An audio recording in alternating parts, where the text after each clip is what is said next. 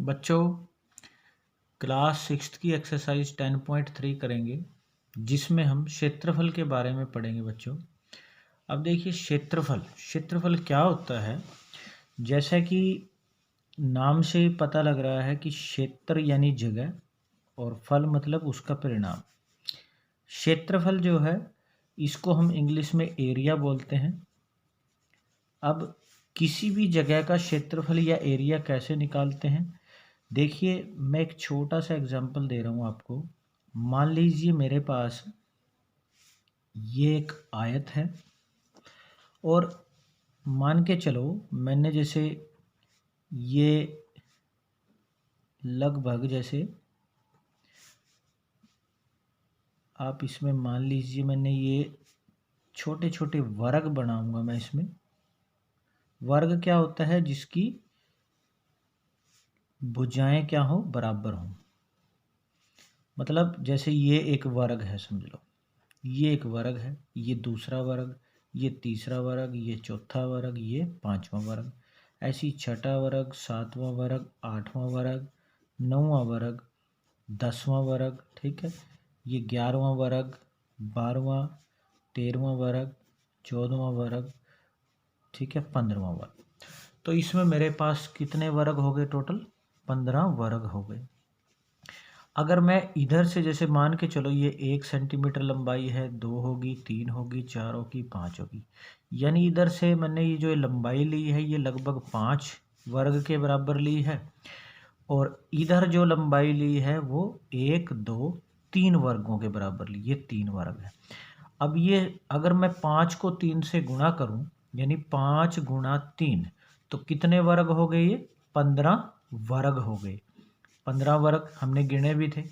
5 क्या थी, इसकी लंबाई थी, और 3 क्या था, ये इसकी चौड़ाई।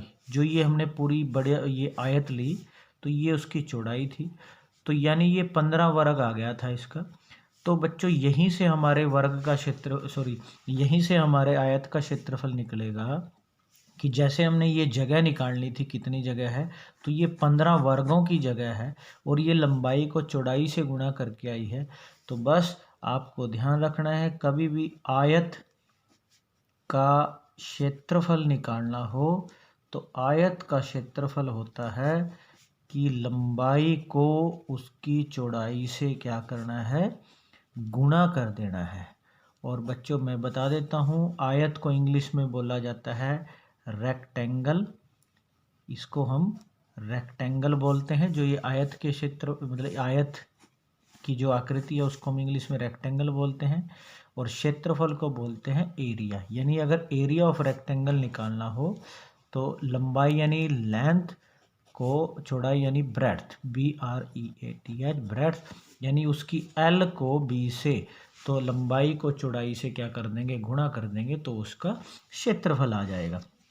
इसी तरह अगर आपको वर्ग का क्षेत्रफल पूछा हो, वर्ग क्या होता है, वर्ग को बच्चों इंग्लिश में हम स्क्वायर बोलते हैं, स्क्वायर। और वर्ग की शेप कैसी होती है, जिसकी सारी भुजाएं क्या हो, बराबर हो।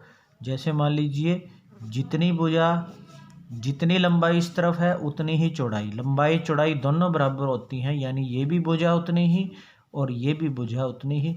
तो जैसे आयत के क्षेत्रफल के लिए हम लंबाई को चौड़ाई से गुणा किया, इसमें भुजा को भुजा से गुणा करना है, तो वर्ग का क्षेत्रफल होगा भुजा गुणा भुजा, या फिर इंग्लिश में हम कह सकते हैं साइड इनटू साइड, यानी उसकी साइड को, उसकी भुजा को भुजा से गुणा करना है। तो याद रखना है आपने, आयत का क्षेत्रफल निकालना हो तो लंबाई को चौड़ाई से गुणा करना है, और वर्ग का क्षेत्रफल निकालना हो तो भुजा को भुजा से गुणा करना है। आंसर जब भी आएगा, जैसे लंबाई और चौड़ाई को सेंटीमीटर या मीटर में मापते हैं, तो आंसर जब भी क्षेत्रफल का आंसर आएगा तो लास्ट में हम मीटर या सेंटीमीटर जो भी दिया होगा उसके ऊपर ऐसे 2 लिखना है। इसको सेंटीमीटर स्क्वायर या मीटर स्क्वायर इंग्लिश में बोलते हैं, या हिंदी में लिखना है तो आंसर को हम वर्ग मीटर या वर्ग सेंटीमीटर में लिखेंगे। वर्ग बोलते हैं। अगर ऊपर पावर ऐसे m के ऊपर छोटा 2, इसको स्क्वायर बोलते हैं या वर्ग बोलते हैं। इसको वर्ग मीटर और इंग्लिश में इसको स्क्वायर मीटर या स्क्वायर सेंटीमीटर बोलते हैं। तो ये हम इस तरह से क्वेश्चन करेंगे बच्चों। अब जैसे देखिए, सबसे पहला क्वेश्चन है आपके पास। क्वेश्चन क्या है, उन आयतों का क्षेत्रफल ज्ञात कीजिए जिनकी भुजाएं नीचे दी गई हैं। जैसे पहले क्वेश्चन में ये 4 पार्ट हैं, इनमें हमें आयत की लंबाई और चौड़ाई दे रखी है चारों में, तो क्षेत्रफल निकालना है। जैसे देखिए, इसका फर्स्ट का ए पार्ट है, हम लिखेंगे जैसे आयत की लंबाई, जिसको हम लेंथ भी बोलते हैं, एल से लिख दिया हमने, तो कितनी दे रखी है 3 सेंटीमीटर। या इसको हम, क्योंकि ये बड़ी है तो इसको हम लिख सकते हैं जैसे 4 सेंटीमीटर लंबाई है। और आयत की चौड़ाई जो है वो कम होती है, तो बी से ब्रेड्थ ये दे रखी है जैसे 3 सेंटीमीटर। तो फिर हम लिखेंगे आयत का क्षेत्रफल या फिर एरिया। तो क्षेत्रफल का फार्मूला होता है लंबाई गुणा चौड़ाई, एल की बी से गुणा, तो एल कितना है 4 गुणा 3, तो 4 तिये 12। और क्योंकि दोनों में सेंटीमीटर था तो सेंटीमीटर के ऊपर ऐसे छोटा सा 2, तो इसको वर्ग सेंटीमीटर बोलते हैं। अगर आपने ये सेंटीमीटर नहीं लिखना, फिर आप ऐसे लिखोगे 12 वर्ग सेंटीमीटर। हिंदी में फिर ऐसे लिखना है, या तो सेंटीमीटर के ऊपर 2 डाल दो या 12 वर्ग सेंटीमीटर डाल दो। तो इस तरह से हमारा ए पार्ट हो जाएगा। ऐसे ही बी पार्ट करोगे बच्चों आप इसमें, तो ये जैसे लंबाई 21 चौड़ाई 12, ये ध्यान रखना है। हालांकि हम लंबाई इसको भी लिख सकते हैं, ये चौड़ाई लिख सकते हैं, लेकिन लंबाई बड़ी होती है, चौड़ाई छोटी होती है। तो इन दोनों की भी गुणा कर देंगे इसी तरह। 12 को ऐसे ही करना है अपने, लंबाई जैसे 12 चौड़ाई 21, फिर 12 को 21 से गुणा करके आपका आंसर आ जाएगा। इसमें मीटर दिया हुआ है, तो इसमें सेंटीमीटर था पहले क्वेश्चन में, तो दूसरे पार्ट में आपने मीटर का स्क्वायर लिखना है, ये ध्यान रखना है। ऐसे ही तीसरा है, इसमें 2 किलोमीटर और 3 किलोमीटर दे रखा है, तो आंसर को 2 तिये 6 किलोमीटर का स्क्वायर, यानी किलोमीटर का ऐसे आपने इस अगले में किलोमीटर के ऐसे ऊपर स्क्वायर लिख देना है, तो 6 किलोमीटर स्क्वायर आंसर आ जाएगा। ऐसे ही अब डी पार्ट देखो कैसे करना है। डी को थोड़ा ध्यान से करना है आपने। इसको देखिए आप किस तरह करोगे। डी पार्ट में हमारे पास जैसे 2 मीटर और 70, ये ध्यान रखना, ये मीटर है, ये सेंटीमीटर है।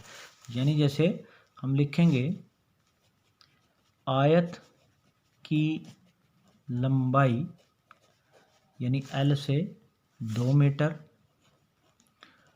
और आयत की चौड़ाई यानी ब्रेड्थ बोलते हैं बी से, हम लिखेंगे जैसे 70 सेंटीमीटर। अब क्या करना है आपने, इस सेंटीमीटर के भी मीटर बनाने हैं, क्योंकि वहाँ भी मीटर है तो यहाँ भी मीटर बनाना है। तो हम 1 मीटर में 100 सेंटीमीटर होते हैं, तो इसको 100 से भाग करेंगे, तो ये हमारे पास जैसे 0 से 0 कटेगी, तो 7/10 कितना आ जाएगा, 7/10 मीटर बन जाएगा ये भी।